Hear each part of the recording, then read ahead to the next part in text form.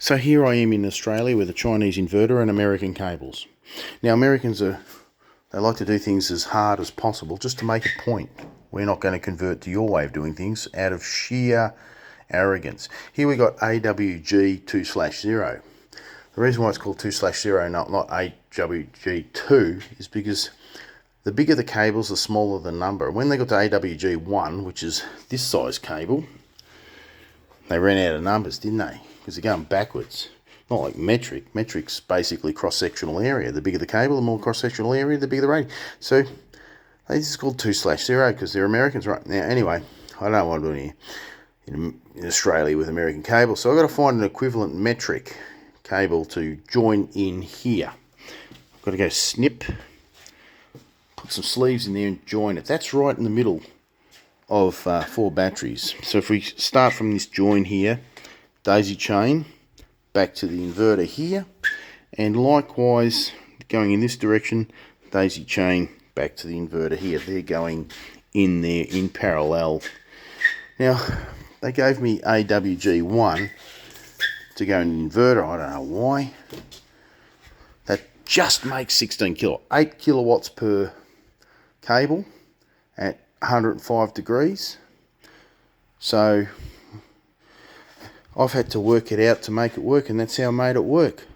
The other alternative was to just use one of these and go link from there to there, which means this would, well, that would have stayed there, and this, but these ones here would have had to try and come from there into there, being too short.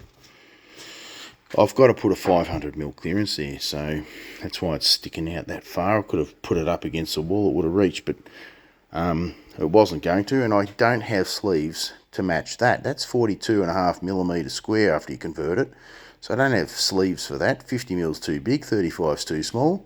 The closest match is AWG 2/0. That's 67.5mm, very close to 70, and that's why I carry 70mm sleeves for that reason.